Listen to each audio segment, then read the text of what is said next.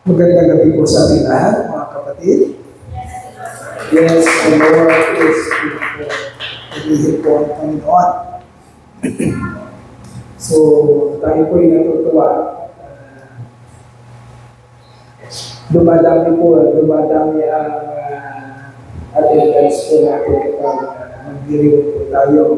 Commemorate po tayo ng Lord's Supper. Sinyalis po yun, mga kapatid, na nauunawaan natin yung ibig sabihin po ng pag-aalaala ng banal na hapunan. Maganda po yung sinyales sa iglesia. Kaya po natin ginawang Huwebes, o third week of the month, ang ating pong Lord's Supper. Una-una, although this is non-essential, gusto po natin talagang kopyahin kung kailan po ba sa buwan o araw ng buwan, pinagdiwang po yung unang Lord's Supper. It was executed po ng ating Panginoon at ng mga alagad. Talaga naman po sa ikatlong linggo ng buwan. At kung titignan po natin, ginawa po talaga nila ito ng Huwebes talaga, Huwebes ng gabi. Sapagkat kinabukasan ay mapapako ang ating ating Panginoon sa krus ng Kalbaryo. Friday po yun, nung pinako siya. Kaya yung huling hapunan po nila is Thursday evening, third week of the month. So, purihin ang ating Panginoon. At ginawa rin po natin yung Thursday para makita po natin yung kung sino po yung nagmamature sa atin bilang mga Kristiyano. Yung matured Christian po, nakikita po dyan yung ating pong pagdalo sa mga napaka-importante po natin, yung pagdiriwang. Kalaya po ng Lord's Supper. Ayaw po natin i-skip yan. Yung mga napaka-importante pong gawain patungkol sa pag-aalaala natin ng sakripisyo, paghihirap ng Panginoon para makaranas po tayo mga kapatid ng isang buhay na ganap at kasiyasiya. Okay?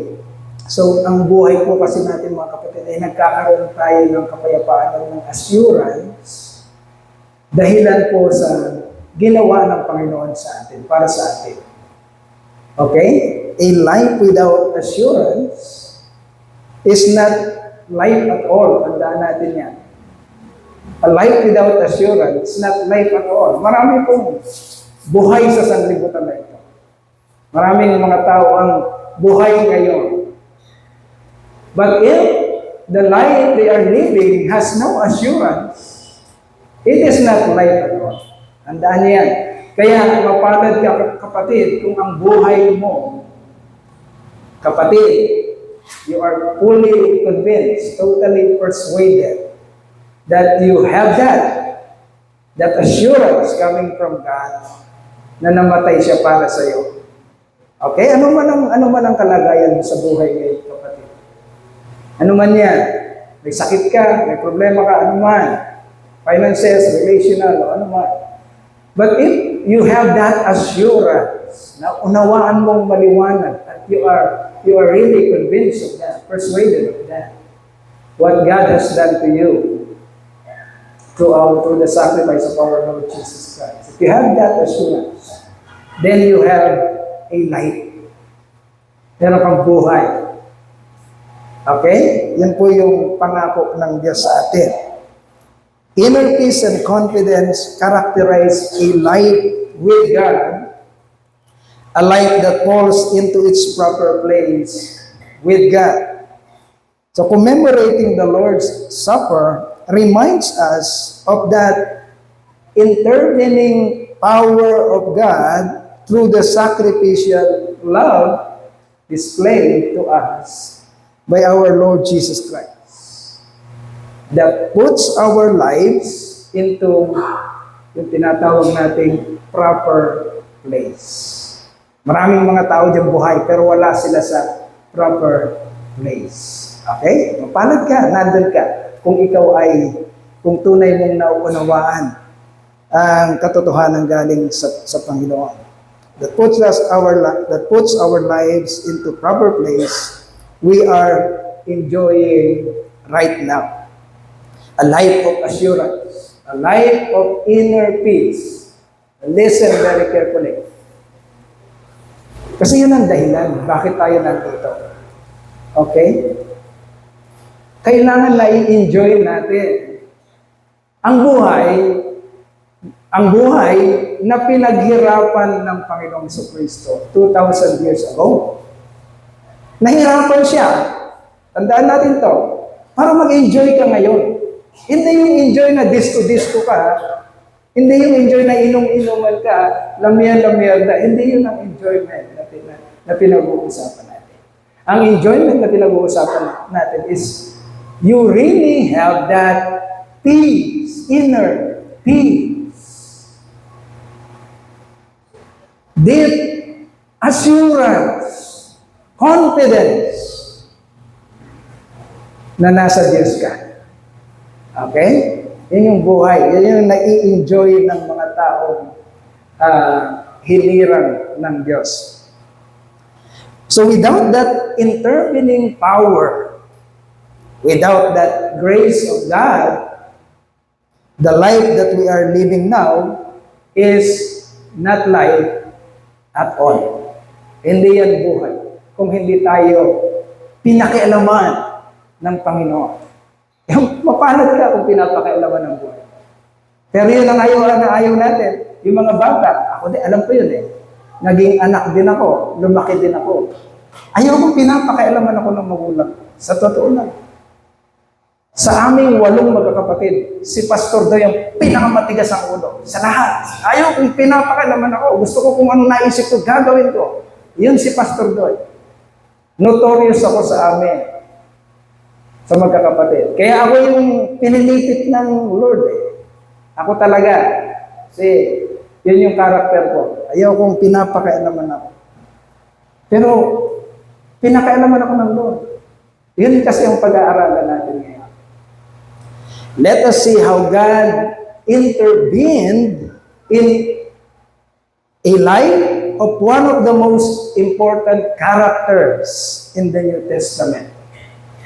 And turn that life into a powerful testimony of God's grace and mercy. Kung hindi niya pinakialaman yung tao na ito, okay? Kung hindi niya pinakialaman yung tao na ito, wala tayong lahat ngayon. Sino yung minister ng Gentile? Sino? Minister ng Gentile? Apostle ng Gentile? Si Paul. Young people. Ang apostle ng Gentile, tayo po, Gentile tayo. Non-Jew. Hindi tayo Israelites, hindi tayo mga Hudyo. Gentile tayo. Ang apostol natin, mga kapatid, is si Apostol Pablo. Hindi Pablo ang pangalan niya noon. Ang pangalan niya ay Saul. Okay? Itong tao na ito, kung hindi pinakialaman ng Diyos, mga kapatid, maaaring wala tayo ngayon dito. Okay, let us read Acts chapter 9, verses 1 to 9. Ang title po natin, mga kapatid, is Life.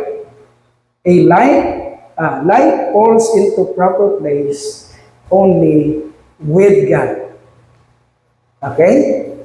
Life falls into its proper place with God. Only with God. Okay. Acts chapter 9, verses 1 to 9. Let us read. 9 verses 1 to 9. Meanwhile, Saul was still breathing out murderous threats against the Lord's disciples. He went to the high priest and asked him for letters to the synagogues in Damascus, so that if he found any there who belonged to the way, whether men or women, he might take them as prisoners to Jerusalem. As he neared Damascus on his journey, suddenly a light from heaven flashed around him. he fell to the ground and heard a voice say to him, Saul, Saul, why do you persecute me? Who are you, Lord? Saul asked. I am Jesus, whom you are persecuting. He replied, now get up and go into the city, and you will be told what you must do. The men traveling with Saul stood there speechless. They heard the sound, but did not see anyone. Saul got up from the ground, but when he opened his eyes, he could see nothing. So they led him by the hand into Damascus. For 3 days, he was blind and did not eat or drink anything. Okay, pinag-uusapan po natin na isang napaka-importanting karakter sa New Testament ay si Apostol Pablo. Siya ang apostol nating mga Hentil. Hindi Pablo ang pangalan niya noon. Ang pangalan niya noon ay Saul o Saul sa Tagalog. Saul.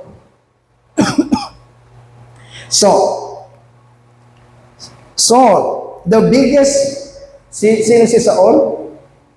The biggest threat sa gospel. Okay? Who became the biggest asset of the gospel preaching. Okay? Yun yung pag-aaralan natin ngayon, yung tao na yon. Ang sino si Saul? Siya ang pinakamalaking banta nung early Christianity sa paglaganap ng gospel o ng mabuting balita.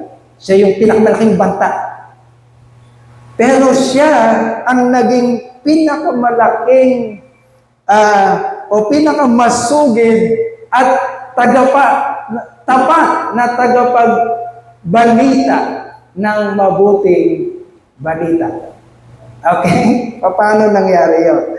So, Saul, who later became known as Paul, was a member of the religious elite. Ano yung religious elite? Ito yung nababasa po natin sa New Testament.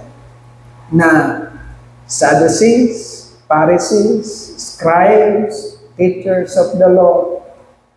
Yan po yung mga kinakagalitan ni Jesus Christ. Parang kung titignan natin yung New Testament, parang ito yung mga kaaway ni Jesus Christ. Pero yung mga grupo na yan, mga kapatid, ay religious elite yan.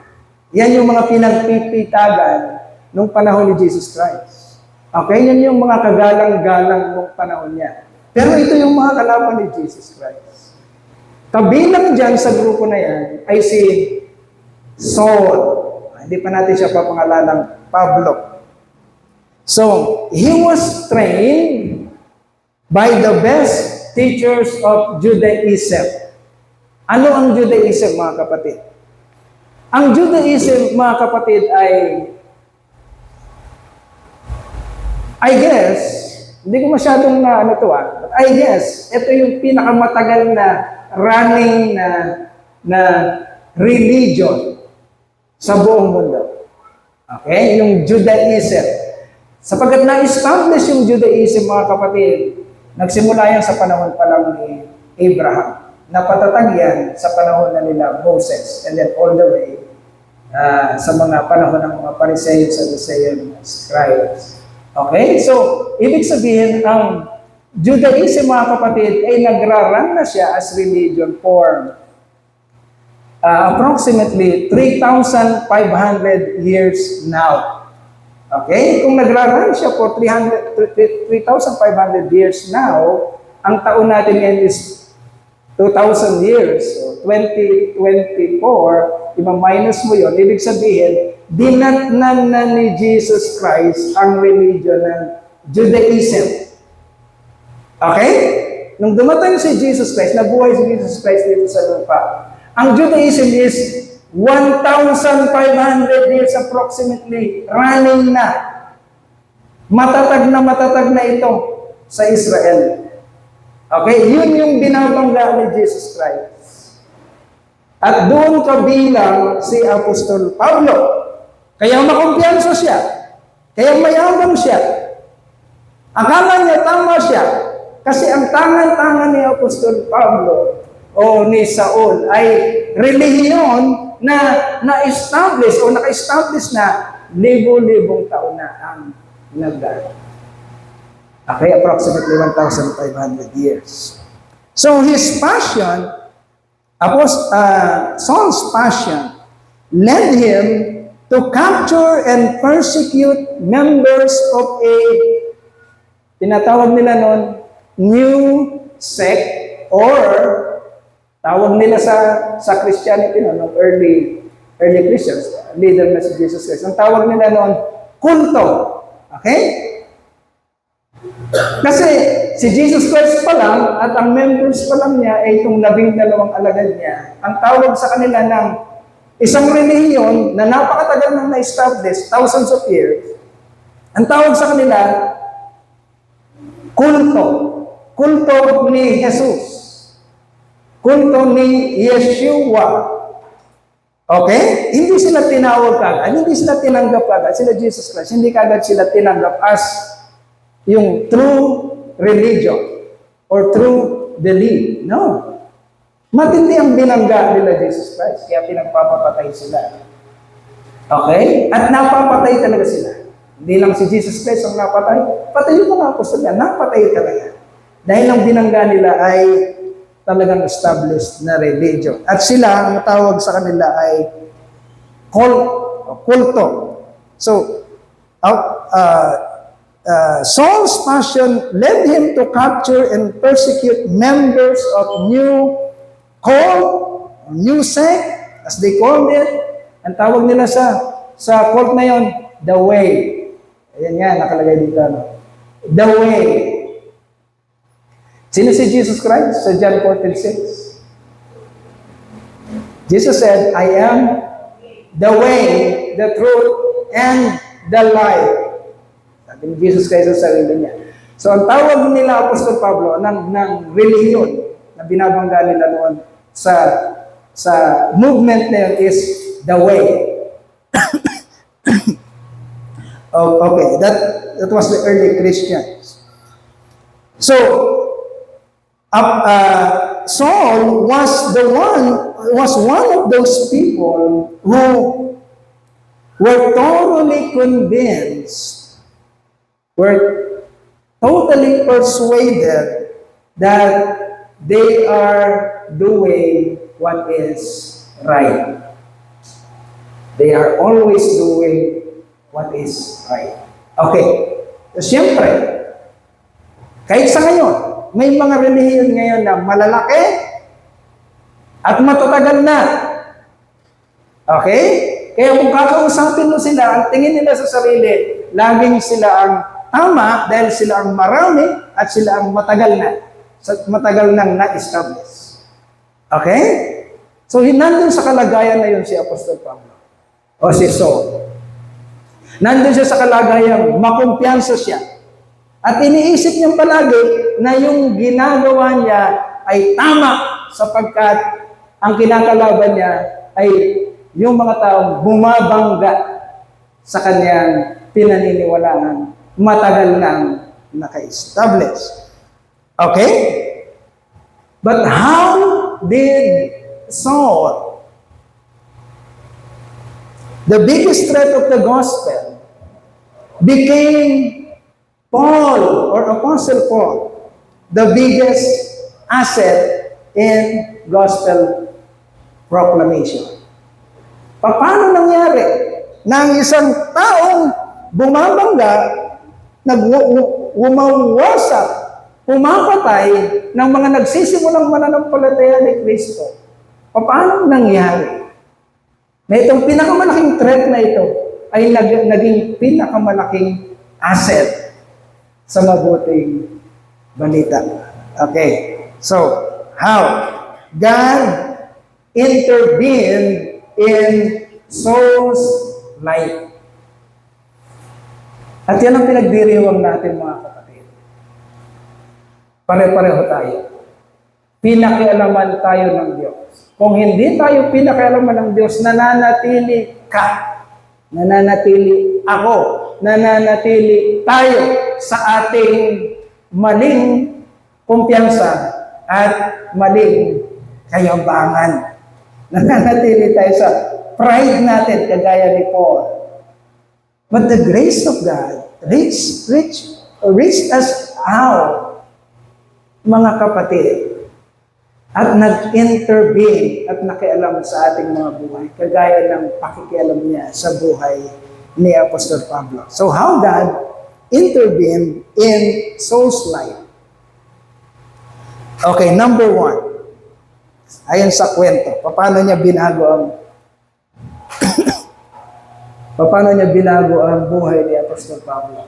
Number 1, submitting Saul by knocking him down. Basahin po uli natin yung sinasabi dito sa verses 3 to 6. Sabi diyan, verses 3 to 6. Paano pinakailaman ng Lord ang buhay ni Apostol Pablo? Sabi dito sa verse 3 to 6. As he neared Damascus on his journey, suddenly a light from heaven flashed around him. Isang mabilis na pangyayari. Parang ganun lang. Isang mabilis na pangyayari na ganap sa buhay ni Apostol Pablo. Then he fell to the ground and heard a voice say to him, Saul, Saul, why do you persecute me? Who are you, my Lord? He asked. I am Jesus, whom you are persecuting. He replied, now get up and go into the city and you will be told what you must do. Okay? Ang isang mayabang na Saul, kapatid, hindi basta-basta mababago ang puso't isipan niya. Kagaya natin. Okay? Hindi tayo basta-basta mababago. Mababago tayo kung papakialaman tayo suddenly ng ating Panginoon. Hindi mababago yung kayabangan natin sa ating isipan hanggang hindi tayo pinakikialaman ng Panginoon. Kagaya ng ginawa niya kay Pablo. On the way to Damascus, as the story tells us, on the way to Damascus, God met Saul in blinding light. In a sudden light then, gano'n lang sa harapan niya. In an instant, a sudden stop, a necessary intervention to a seemingly legitimate and noble belief that he was doing the right thing. Sumusugod si Apostol Pablo. Meron na siyang sulat galing sa matataas sa sinagoga na papatayin niya, pe-persecute niya, papatayin niya, at sino mang matatagpuan niya, babae man o lalaki, na naniniwala sa kulto ng the way.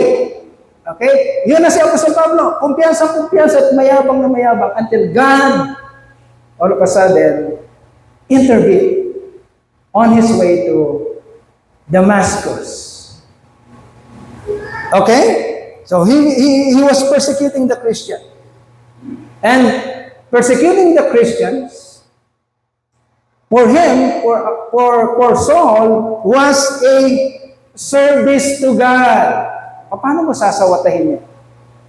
Yung isang tao na kumpiyansa, kumbinsido, na ang gagawin niyang pagpatay sa mga maunang mananampalataya ay ginagawa niya bilang serbisyo sa Diyos. Paano mong sasawatahin niya? Kundi sa pamamagitan ng isang espesyal na intervention na gagawin ng Diyos sa kanyang buhay. Bigla siyang tinigil sa kanyang kumpiyansa at kayabangan. Okay? Was Paul devastated? Bigla bang nagimbal si Saul? Dahil kumpiyansa siya, pero bigla siyang pinigil ng Diyos. So was Saul devastated? Listen very carefully. Of course, he was. He was devastated. Paul was literally, ibig sabihin, pinigil talaga siya ng Lord. Literally, meaning physically. Literally and figuratively, meaning yung kanyang kayabangan mentally, yung kanyang emotion, na kumpiyansa, nasusugod, pinigil ng Panginoon. Paul was literally and figuratively knocked down by God. It was necessary. Okay? Ibabagsak siya ng Diyos. Kailangan siyang mapigilan. His pride was shattered. Listen very carefully. Because we will find ourselves, mga kapatid, in the same situation in our lives. Maybe today, maybe sa mga susunod na araw, na hindi tayo kayang pigilan. Mayabang tayo, makumpiyansa tayo. Kala natin tama tayo. Pero dahil mabuti ang Diyos, even though ang kanyang paraan seemingly very tough, ay mabuti pa rin siya, napigilan tayo. If ang pagpigil niya marahil ay sa pamamagitan ng very harsh na paraan, knocking us down. Okay? Para matahimik tayo. Ina-knock out tayo ng Lord. Ina-knock down tayo ng Lord. Para matahimik. Okay? So, his pride was shattered. His confidence was blown away all of a sudden. Saul thought that he was the force needed to stop something, or needed to stop this Paul. Akala niya, siya yung nilagay ng Diyos para pigilan itong parang growing na kulto. The way, akala niya siya yung paraan ng Diyos. But he was now receiving a dose of his own medicine. Akala niya siya yung pipigil. Ito ngayon ng Diyos, siya ang pinipigilan. Akala niya siya yung mamumwersa. Ito ngayon nakita niya ang sarili niya. Siya ang pinupwersa ng Diyos on the way to Damascus. Okay? Tatanggalin kasi yung yabang na yun. Gaya ng ginagawa niya sa atin. He has been forced to stop by God. So like what Paul had experienced, gaya ng nangyari kay Apostol Pablo, every one of us need God's intervention in our life. Kailangan natin, mga kapatid, na pinapakialaman tayo ng Diyos. Tandaan niya. Kung hindi gagawin ng Diyos yun, na papakialaman ka, hindi mo matatawag na buhay ang ipinapamuhay mo ngayon. Matatawag mo lang na buhay ang ipinapamuhay mo ngayon kung nangyari na sa iyo na pinakialaman ka ng Diyos at itinuwid ka niya. Masakit sa una, ngunit ang pakikialam ng Diyos na yon, later on, matututunan mo, is very necessary para masumpungan mo ang buhay na ganap at kasiyasiya. Okay? Like what Paul had experienced, every one of us need God's intervention in our lives. Most of the time, we think and we act as if we have things all figured out. Kahit na mga bata pa tayo, nagdaan din ako sa pagiging bata, pagiging teenager, sa pagiging yung nagmamature. Akala ko dahil ang mga magulang ko, dahil napakasimple nung panahon na yun, akala ko dahil ang mga magulang ko ay hindi naman nakapag-aral, kagaya ng tinapos ko, nakatapos kami eh. Pero ang mga magulang ko na naghihirap sa amin, hindi talaga sila nakapag-aral na kagaya ng pag-aaral namin. So akala ko, yung Tinanggap kong kokonting impormasyon, detalye sa mundong ito ay sapat na para tignan ko sila na parang mas higit na ako kaysa sa kanila. No?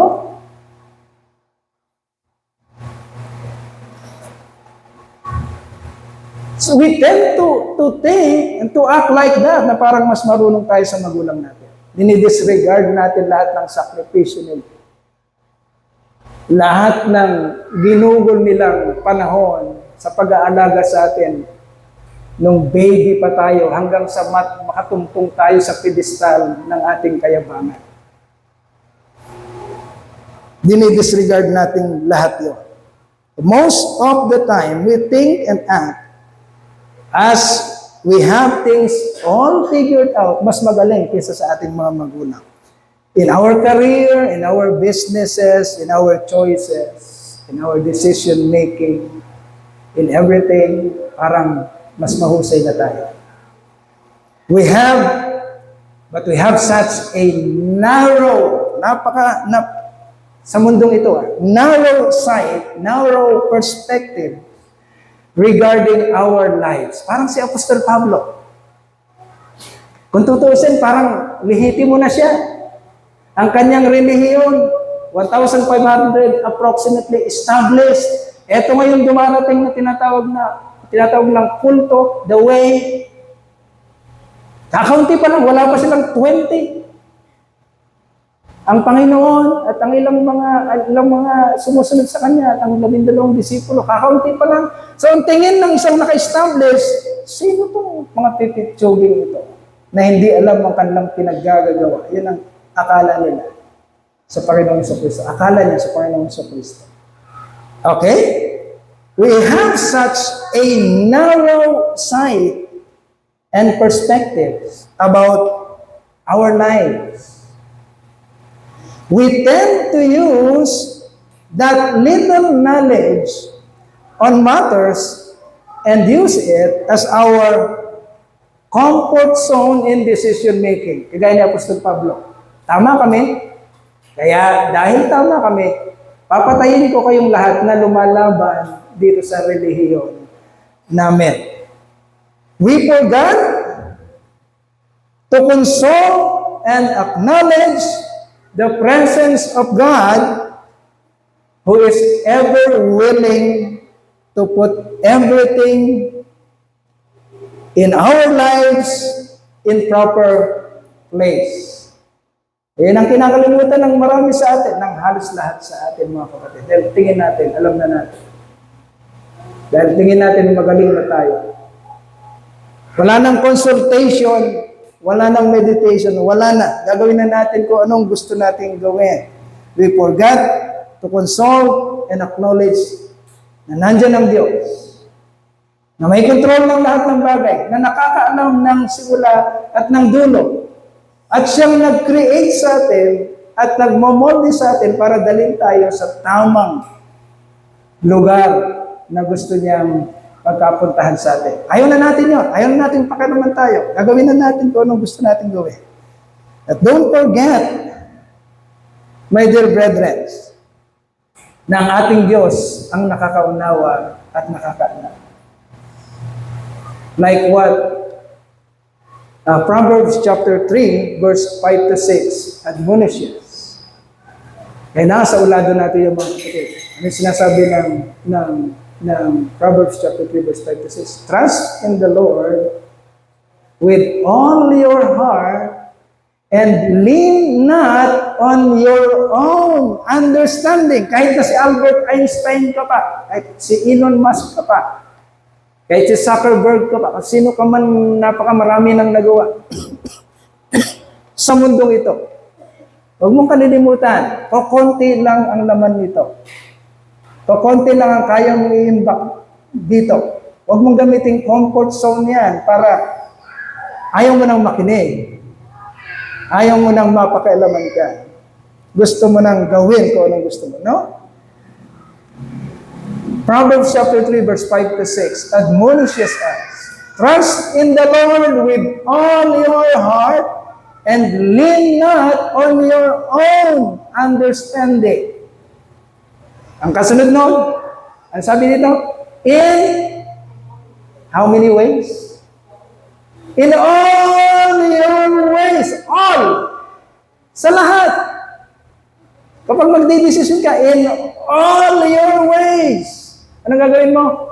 Acknowledge that there is a God who knows everything, who is ever willing to put your life into its proper place. Acknowledge Him, and if you do that, anong pangako? In all your ways, acknowledge Him, and if you do that, He will make your paths, your ways, straight.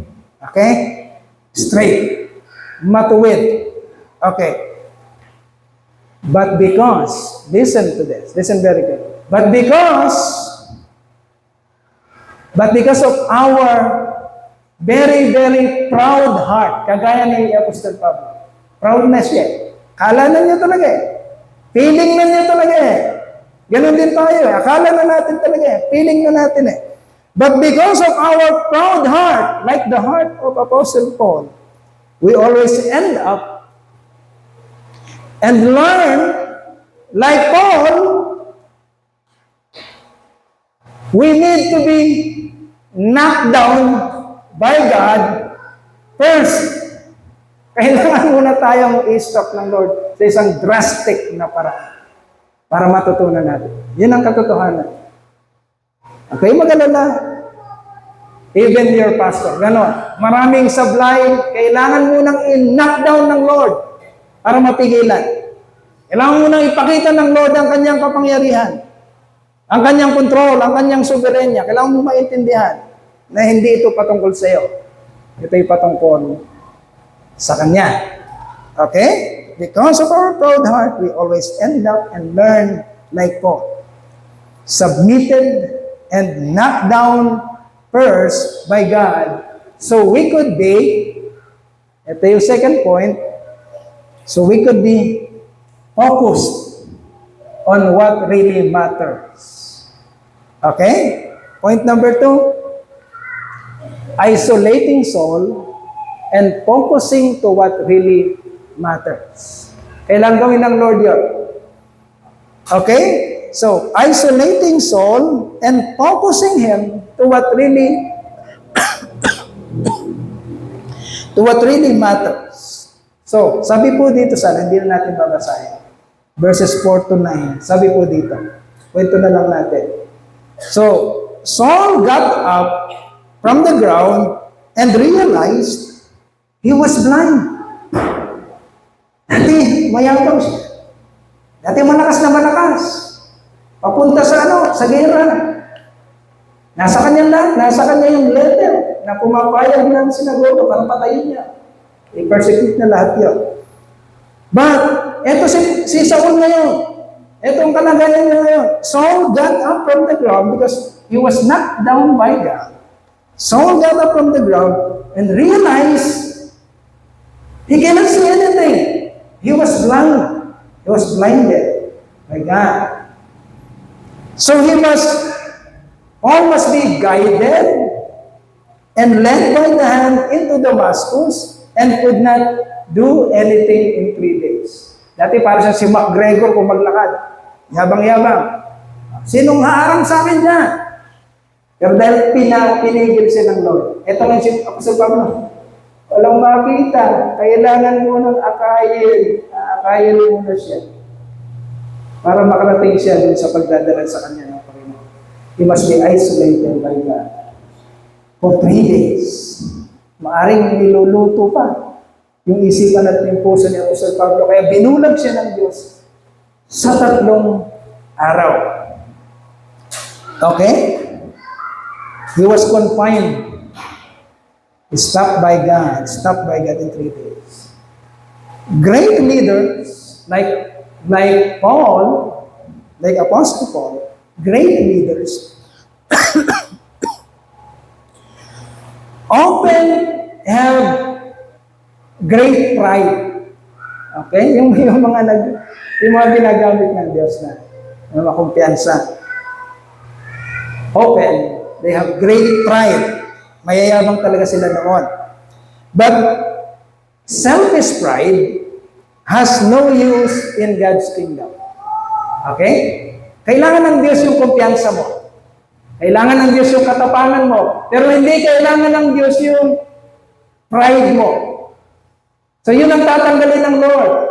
Pero yung kumpiyansa mo, yung katapangan mo, yung boldness mo, kailangan ng Lord yun sa proclamation. Pero aalisin niya doon yung yabang mo. At yung pride mo. Tatanggalin ng Lord. Kaya na ginawa niya kay Apostol Pablo. So to become useful, so to become useful to God, Saul's pride in himself and in his religion, in his belief, has to be crushed. Kailangan durugin muna ng Diyos yun. Ginawa niya ng Lord on his way in the road of Damascus.